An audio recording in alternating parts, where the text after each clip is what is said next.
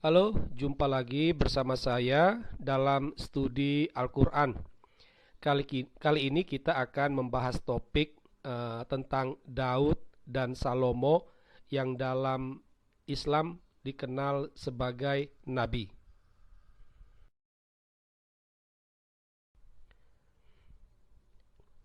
Dalam salah satu video kami, di sana dijelaskan kenapa orang Kristen menolak kenabian Muhammad.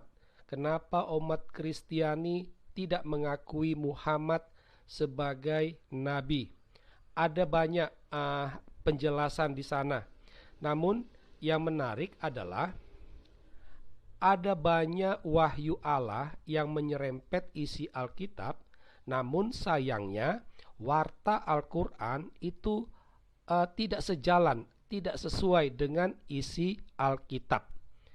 Nah, inilah menjadi salah satu alasan kenapa orang Kristen menolak Muhammad sebagai nabi. Ada banyak warta Al-Quran yang tidak sejalan dengan Alkitab. Misalnya, kisah Adam dan Hawa, ya. Ada banyak hal di sana.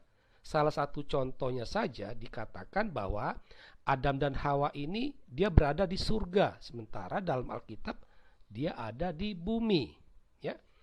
Ini sudah berbeda, ya. Hal yang lain adalah kisah tentang Musa. Dalam Al-Quran itu tidak ada kisah Paskah, padahal itu merupakan suatu hal yang penting bagi orang Yahudi maupun juga orang Kristen. Tetapi Al-Quran tidak memuat kisah itu. Ada begitu banyak kisah tentang Musa, tetapi tidak ada satupun bercerita tentang Paskah. Ada tentang kisah Nuh juga berbeda, ya. Selain itu juga, dan ini menjadi topik kita, adalah gelar Daud dan Salomo.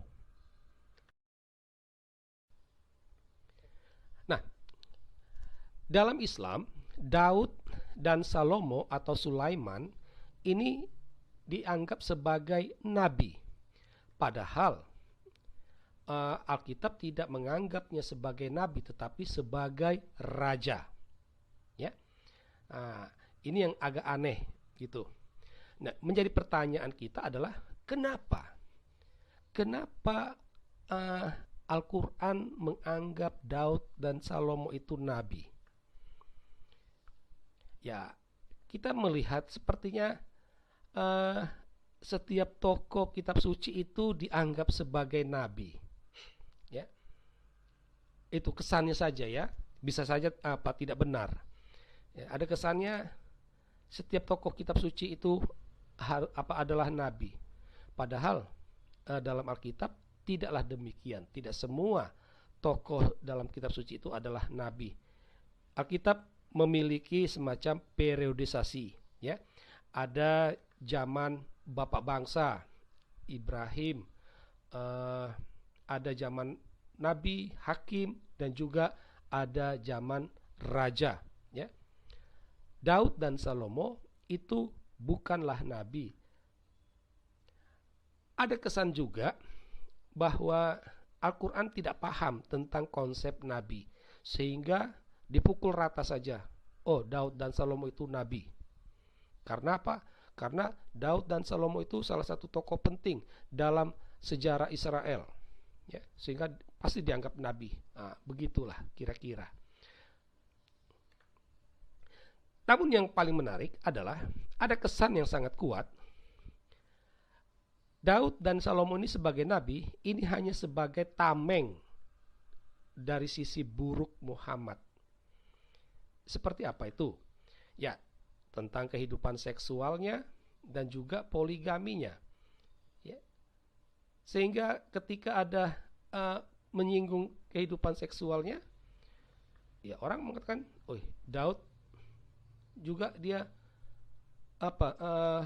bersetubuh dengan Batseba, istri dari prajuritnya Uria." Ya. Kalau berkaitan dengan poligami, Salomo dia punya istri yang banyak. Jadi ada kesan gelar nabi udah pada Daud dan Salomo ini hanya sebagai tameng dari sisi buruk Muhammad. Nah, dari sini kita dapat ambil satu kesimpulan, ya, bahwa tampak jelas bahwa Al-Quran menganggap Daud dan Salomo itu sebagai nabi itu hanya sebagai tameng untuk menutupi sisi buruk Muhammad, sisi negatifnya.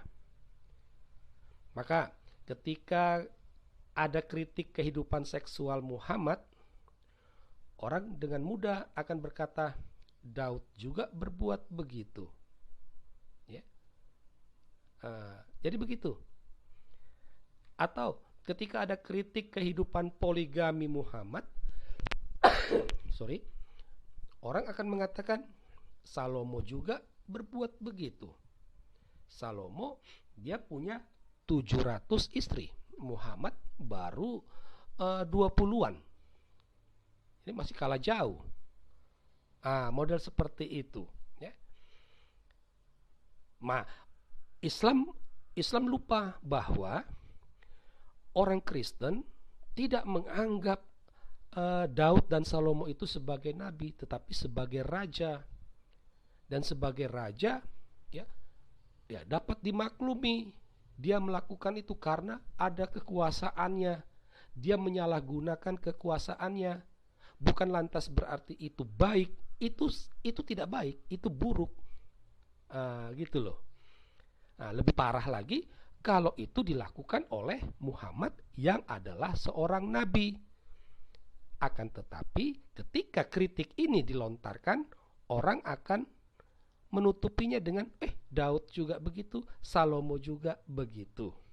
Nah, itulah. Jadi tampak jelas gelar nabi untuk Daud dengan Salomo itu hanya sebagai tameng menutupi sisi buruk Muhammad, ya. Atau dengan kata lain, kita bisa mengatakan bahwa Daud dan Salomo ini sebagai nabi ini hanya untuk membenarkan keburukan Muhammad, ya, untuk membenarkan. Sudah jelas-jelas buruk, masa seorang nabi bersetubuh dengan anak usia 9 tahun, nabi apaan itu, ya? Masa seorang nabi punya istri yang begitu banyak, menikahi menantunya, nabi apaan begitu? Tetapi orang membenarkannya karena apa? Oh, dulu Daud juga begitu. Oh, dulu Salomo juga berbuat begitu. Jadi hanya untuk membenarkan perbuatan keburukan dari Muhammad itu. Nah, inilah alasan mengapa dalam Islam Daud dan Salomo atau Sulaiman ini dianggap sebagai nabi. Semoga studi kita kali ini dapat memberi sedikit pencerahan. Sekian dan terima kasih.